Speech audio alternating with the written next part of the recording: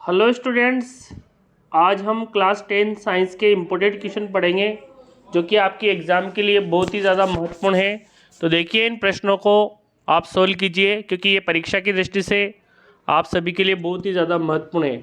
तो ये जो आज का वीडियो है आपके 2024 की जो 10वीं बोर्ड की जो एग्ज़ाम है उसके लिए बहुत ही ज़्यादा महत्वपूर्ण वीडियो है और बहुत ही महत्वपूर्ण क्वेश्चन यहाँ पे लिए जा रहे हैं 2024 के लिए। तो देखिए, पहला क्वेश्चन है, निम्न में से कौन सी धातु जो कमरे के ताप पर द्रव अवस्था में पाई जाती है। तो यहाँ पे धातु जो द्रव अवस्था में पाई जाती है कमरे के ताप पे, वो है पारा, यानी कि मर्क्यूरी जो है, यानी कि पारा जो है द्रव अवस्था में पाई जाती है और इसका जो प्रतीक है Hg है। क्या है? Hg।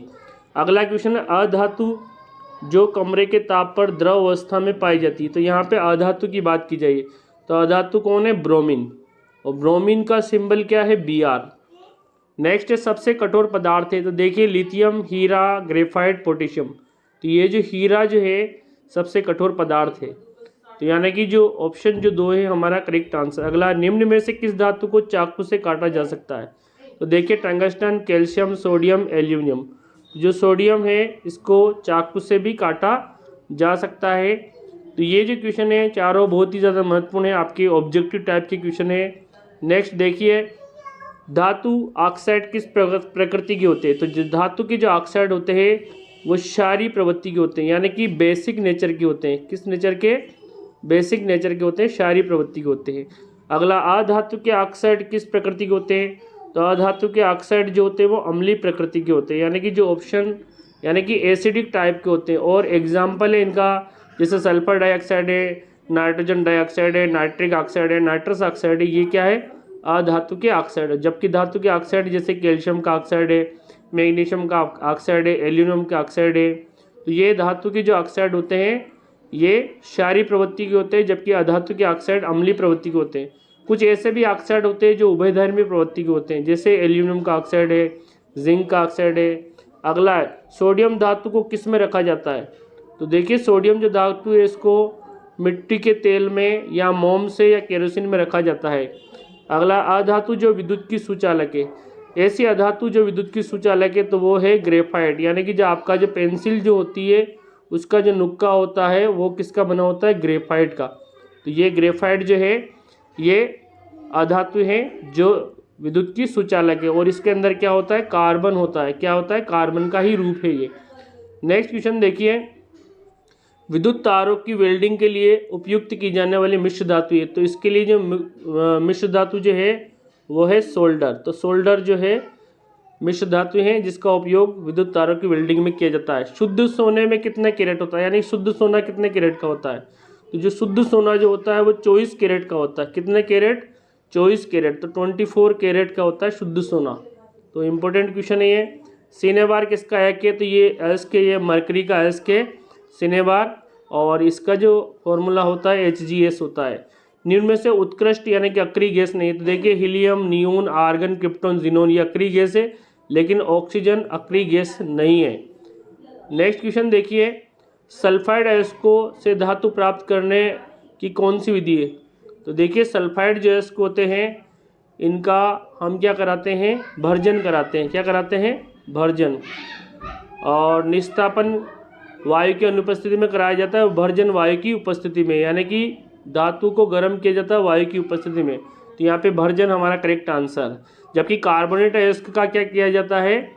का निस्तापन कराया जाता है, जबकि सल्फाइड अयस्क का भर्जन कराया जाता है वायु की उपस्थिति में। अगला है, पीतल एक मिश्र धातु है। तो पीतल जो देखिए, पीतल के अंदर कॉपर प्लस जिंक होता है। तो यहाँ पे हमारा करेक्ट आंसर तांबा और जिंक, यानी कि कॉपर प्लस जिंक दो धातुओं को लिया जाता है। यहाँ पे कॉपर इसमें 70% होता है, जबकि जिंक इसमें 30% होता है। तो इस तरह से बन जाता है पीतल। नेक्स्ट देखिए, लोहे के फ्राइंग पैन को जंग से बचाने के लिए निम्न में से कौन सी विधि। तो इसके लिए हम जिंक की परत चढ़ाते हैं, यानी कि गैल्वेनीकरण करते हैं, यानी कि गैल्वेनीकरण करके हम क्या कर देते हैं? गैल्वेनीकरण करके हम जस्ते की परत चढ़ा देते हैं लोहे के ऊपर, ताकि जंग से बचाया जा सके, क्योंकि जिंक जो है वो अधिक क्रियाशील है लोहे से।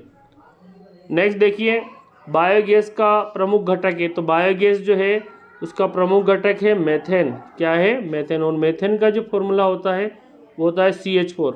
अगला है कार्बन की संयोजकता कितनी होती है, तो कार्बन की संयोजकता 4 होती है। कार्बन की जो संयोजकता 4 होती है, इसका परमाणु क्रमांक 6 होता है। पहले कोश में 2 इलेक्ट्रॉन होते हैं, दूसरे कोश में 4, तो इस तरह की इसकी संयोजकता हो गई 4। किस उत्प्रेरक का उपयोग साधारणतः वनस्पति तेलों के हाइड्रोजनीकरण में किया जाता है, तो निकल उत्प्रेरक का उपयोग वनस्पति तेलों के हाइड्रोजनीकरण में किया जाता है। कठोर जल में उपस्थित होते हैं, तो देखिए कठोर जल के अंदर मैग्नीशियम आयन उपस्थित होते हैं। नेक्स्ट देखिए, वे पदार्थ जो अभिक्रिया की दर में परिवर्तन कर देते हैं लेकिन स्वयं अपरिवर्तित रहते हैं, उन्हें क्या कहते हैं, तो इन्हें उत्प्रेरक कहते हैं, यानी कि कैटलिस्ट करते हैं, कैटलिस्ट कहते हैं, यानी कि उत्प्रेरक कहते हैं। अपमार्जक सामान्यतः होते हैं, तो अपमार्जक जो होते हैं सल्फोनेट के ये साल्ट होते हैं, तो देखिए RSO4 Na हैं।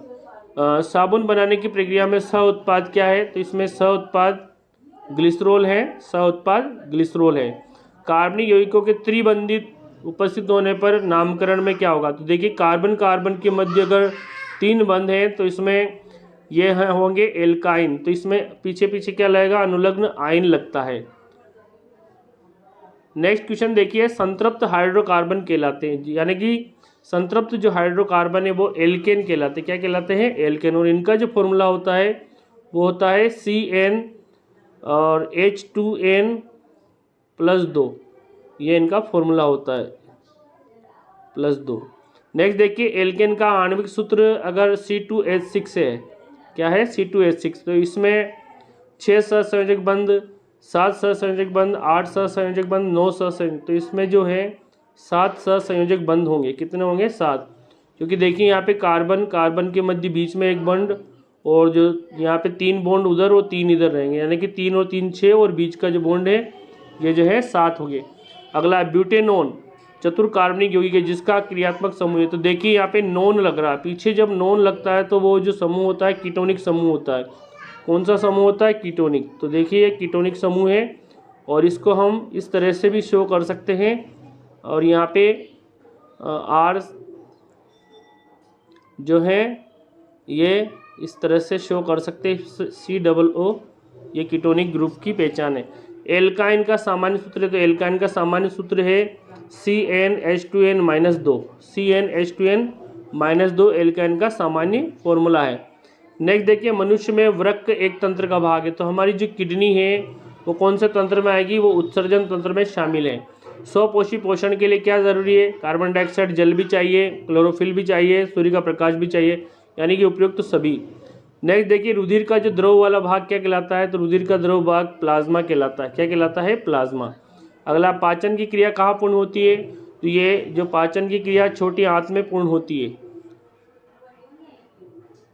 नेक्स्ट क्वेश्चन देखिए, निम्न में से जैव उत्प्रेरक होते हैं, तो जो एंजाइम जो होते हैं वो जैव उत्प्रेरक होते हैं। आहार नाल का सबसे लंबा भाग क्या है? क्षुद्रांत, यानी कि छोटी आंत है। और मछली का मुख्य श्वसन अंग क्या है, तो मछली क्लोम की सहायता से, यानी गलफड़ों की सहायता से सांस लेती है। और मछली के हृदय में कितने कोष्ठक होते हैं, तो मछली के हृदय में 2 कोष्ठक होते हैं। इस तरह से मछली का जो हृदय होता है 2 कोष्ठक, एक आलिंद और एक नीले होता है। नेक्स्ट क्वेश्चन देखिए, किस वाहिका में वाल्व नहीं पाए जाते हैं, तो देखिए शिराओं में वाल्व पाए जाते हैं लेकिन धमनियों में वाल्व नहीं पाए जाते हैं। अगला है, पादपों में भोजन का परिवहन किसके द्वारा किया जाता है, तो भोजन का जो परिवहन है वो फ्लोएम द्वारा किया जाता है, जबकि जाइलम द्वारा जल का परिवहन होता है। अगला है, प्रकाश संश्लेषण की क्रिया में ऑक्सीजन बाहर निकलना है, तो ये जो ऑक्सीजन जो है ये जल से प्राप्त होती है, क्योंकि जल का ही विखंडन होता है।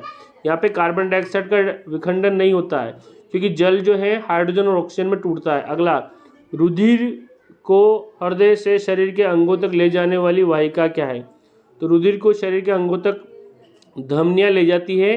कौन ले जाती है? धमनियाँ, और इनको इंग्लिश में आर्टरी कहते हैं। क्या कहते हैं इनको? आर्टरी।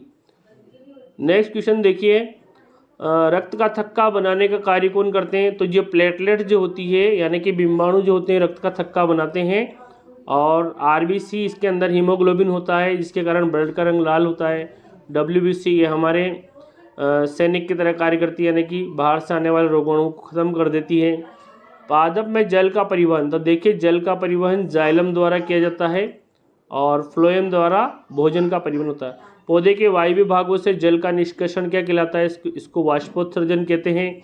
और अमीबा किसकी सहायता से भोजन या किस अंग की सहायता से करता है, तो अमीबा जो भोजन है वो कुटपाद की सहायता से यानी कि सुडोपोडिया की सहायता से करता है।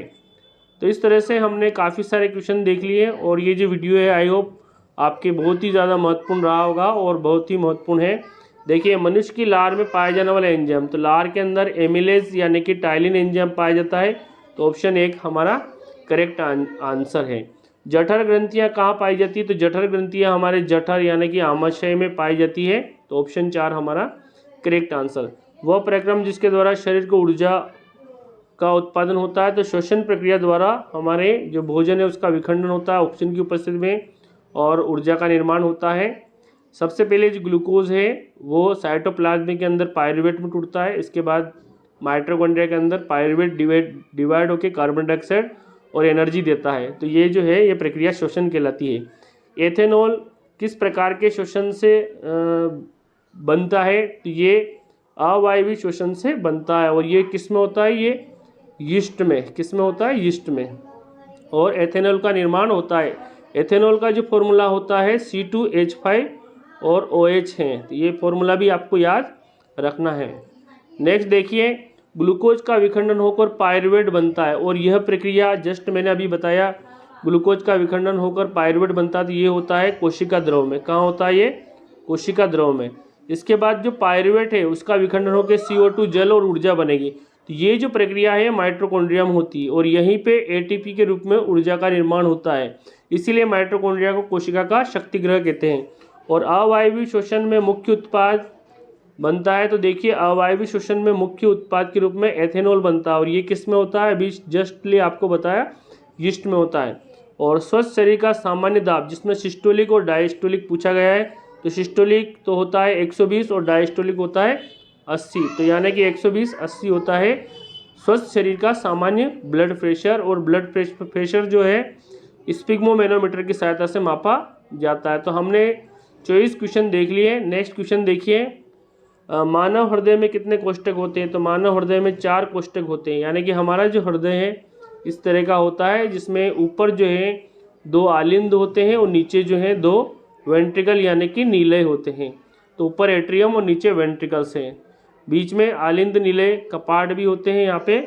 अगला देखिए, फुफ्फुस के अंदर स्थित वाहिका छोटी छोटी नलिकाओं में विभाजित होकर अंतिम जो सिरे हैं गुब्बारे जैसे रचना बना लेते हैं, तो इनको क्या कहते हैं, वायु कुपिका यानी कि एल्विलोई भी कहते हैं इनको। तो देखिए एल्विलोई ये भी कई बार क्वेश्चन में आता है और इसी को हमारे फेफड़े की संरचनात्मक और क्रियात्मक इकाई कहा गया है। तो एल्विलोई बहुत ही ज़्यादा इंपॉर्टेंट क्वेश्चन है। नेक्स्ट देखिए, ये जो क्वेश्चन है सारे बहुत ही ज़्यादा महत्वपूर्ण है, ये जो है आपके बहुत ही ज़्यादा महत्वपूर्ण है एग्जाम की दृष्टि से। अगला है पुनरुद्ध भवन द्वारा जनन, तो देखिए जो पुनरुद्ध भवन द्वारा जो जनन है ये किस में होता है, ये तो जो पुनरुद्ध भवन द्वारा जो जनन है ये देखिए यहाँ पे हाइड्रा, प्लेनेरिया, अमीबा और प्लाज्मोडियम, तो ये प्लेनेरिया में होता है पुनरुद्ध भवन यानी कि रीजनरेशन। अगला है हाइड्रा में जनन किस विधि से द्वारा होता है, तो देखिए जो हाइड्रा जो है उसमें मुकुलन विधि द्वारा जनन होता है, बिल्कुल मुकुलन यानी कि बर्डिंग मेथड द्वारा। अगला देखिए प्लाज्मोडियम में जनन किस विधि द्वारा होता है, तो बहुविखंडन, मुकुलन और पुनरुद्ध भवन और बीजाणु समागम। तो जो प्लाज्मोडियम जो है उसमें बहुविखंडन द्वारा होता है, प्लाज्मोडियम के अंदर बहुविखंडन या बहुखंडन। नेक्स्ट देखिए, सारे क्वेश्चन बहुत ही ज़्यादा महत्वपूर्ण है आपके लिए। और देखिए पुनरुद्ध भवन प्लेनेरिया में होता है सबसे ज़्यादा रीजनरेशन, और हाइड्रा में मुकुलन द्वारा आउटग्रोथ जो बनती है वो ग्रोथ आगे जाके और नए हाइड्रा का निर्माण कर लेती है। इस तरह का जो हाइड्रा होता है इसमें ये जो है ये बड जो है ये बड़ी होके नए हाइड्रा का निर्माण कर लेती है। इसमें इस तरह के टेंटिकल होते हैं हाइड्रा में और ये नए हाइड्रा का निर्माण कर लेती है। ये जो है बड है साइड में, ठीक है। प्लाज्मोडियम जो है ये प्लाज्मोडियम जो है मादा एनाफिलिज मच्छर की लार में होता है और बहुविखंडन होता है इसमें। नेक्स्ट देखिए, पराग कोश में होते हैं, तो पराग कोश में होते हैं, किस में होते हैं, ये परागकण होते हैं। इसमें क्या होते हैं, पोलन ग्रेन यानी कि परागकण होते हैं। नेक्स्ट देखिए, निम्न में से मादा जनन तंत्र का भाग नहीं है। तो मादा जनन तंत्र का भाग कौन सा नहीं है? अंडाशय भी है, गर्भाशय भी है और डिंबवाहिनी यानी अंडवाहिनी भी है। तो शुक्रवाहिका जो ये है नर जनन तंत्र का भाग है, यानी कि जो ऑप्शन 3 है यहाँ पे हमारा करेक्ट आंसर। ऊपर वाले में ऑप्शन 4 था। नेक्स्ट देखिए, पादपों में फल का निर्माण होता है, तो जो परिपक्व अंडाशय है वो फल कहलाता है। तो यहाँ पे अंडाशय यानी कि जो अंडाशय है वही फल में परिवर्तित होगा आगे जाकर। अगला, राइजोपस क्या है? एक प्रकार का कवक है। राइजोपस क्या है? एक प्रकार का कवक है। तो यानी कि इसके अंदर जो है जनन किस विधि द्वारा होता है? तो देखिए, राइजोपस में जो जनन है बीजाणु समासंग द्वारा, यानी कि इसमें बीजाणु समासंग विधि द्वारा होता है। पत्तियों द्वारा जनन का उदाहरण है, तो देखिए ये जो ब्रायोफिल्म है यानी कि पत्थर चट्टा है, इसके अंदर पत्तियों द्वारा जनन होता है। ये एक प्रकार की कायिक जनन की विधि है। कौन सी जनन? कायिक जनन। अगर जड़, तना और पत्ती के द्वारा हो रहा है तो वो कायिक जनन है, और पत्तियों द्वारा ब्रायोफिल्म में। अगला है स्पाइरोगायरा, एक प्रकार का शैवाल है, इसमें जनन की विधि है। तो देखिए, मुकुलन, पुनरुद्भवन, विखंडन और लैंगिक जनन। तो यहाँ पे विखंडन है। ये जो स्पाइरोगायरा इस प्रकार का एल्गी होता है, इसमें जो ये टुकड़े जो होते हैं फ्रेगमेंट टूट जाते हैं और ये फ्रेगमेंट नए जीव का निर्माण कर लेते हैं। तो यहाँ पे स्पाइरोगायरा शैवाल में जनन की विधि है। मानव में निषेचन स्थल है, तो यानी निषेचन मानव में कहाँ होता है? तो ये फैलोपियन नलिका यानी कि अंडवाहिनी में होता है। कहाँ होता है? अंडवाहिनी में। तो अंडवाहिनी में, ये बहुत ही ज़्यादा इंपॉर्टेंट क्वेश्चन है, जनन स्थल अंडवाहिनी है। तो ये जो क्वेश्चन है एग्जाम की दृष्टि से आप सभी के लिए बहुत ही ज़्यादा महत्वपूर्ण है। राइजोपस यहाँ पे हो गया बीजाणु समासंग, पत्तियों द्वारा ब्रायोफिल्म यानी पत्थर चट्टा में होता है, स्पाइरोगायरा यानी शैवाल में विखंडन द्वारा, और मानव में निषेचन स्थल फैलोपियन नलिका है। परागकोश यानी कि परागकण और मादा जनन तंत्र का भाग शुक्रवाहिका नहीं है। और पादपम फल का निर्माण कैसे होता है? अंडाशय द्वारा। पुनरुद्भवन प्लेनेरिया में, हाइड्रा में, मुकुलन और प्लाज्मोडियम में, बहुखंडन। मानव हृदय कितने कोष्ठक? 4 कोष्ठक होते हैं। और वायु कुपिका यानी कि एल्वियोलाई कहलाती है। और ग्लूकोज का विखंडन पायरुवेट में, ये कोशिका द्रव्य में होता है। और ये जो पायरुवेट है आगे जाके माइटोकॉन्ड्रिया में प्रवेश करता है और कार्बन डाइऑक्साइड और जल और ऊर्जा देता है। और अवायवीय श्वसन में मुख्य उत्पाद एथेनॉल है। और हमारे शरीर में कभी कभार हमारी मसल्स के अंदर अवायवीय श्वसन में यानी कि लैक्टिक एसिड जमा हो जाता है, जिसके कारण क्रैम्प होता है। और स्वस्थ शरीर का जो सामान्य रक्तदाब 120/80 mmHg मर्करी पैमाने पर है। और मानव की लार में एमाइलेज टाइलिन एंजाइम जठर ग्रंथियाँ आमाशय में होती है। और वह प्रक्रम जिसमें शरीर ऊर्जा का निर्माण करता है ये श्वसन है। और एथेनॉल एक प्रकार का अवायवीय श्वसन और रक्त का थक्का बनाने का कार्य प्लेटलेट करती है। और पादप में जल का परिवहन जाइलम द्वारा, भोजन का परिवहन फ्लोएम द्वारा, वायवीय भागों के द्वारा जल का निष्कर्षण वाष्पोत्सर्जन अमीबा कुटपात की सहायता से भोजन अंतर्ग्रहण करता है। और वाहिका में वाल्व किस में नहीं होते? धमनी में, जबकि शिराओं में वाल्व होते हैं। पादपम भोजन का परिवहन आपको बता दिया, फ्लोएम। प्रकाश संश्लेषण में मुख्य तरह जो ऑक्सीजन प्राप्त होती है वो हमारे जल से प्राप्त होती है, क्योंकि जल का विखंडन होता है, न कि कार्बन डाइऑक्साइड का। और रुधिर को हृदय से शरीर के विभिन्न अंगों तक ले जाने वाले तो वो धमनियाँ हैं। और शिराएँ जो होती है अनेक अंगों से यानी कि विभिन्न अंगों से लाती है हृदय की ओर। और धमनियों में शुद्ध रक्त बहता है, जबकि शिराओं में अशुद्ध रक्त बहता है।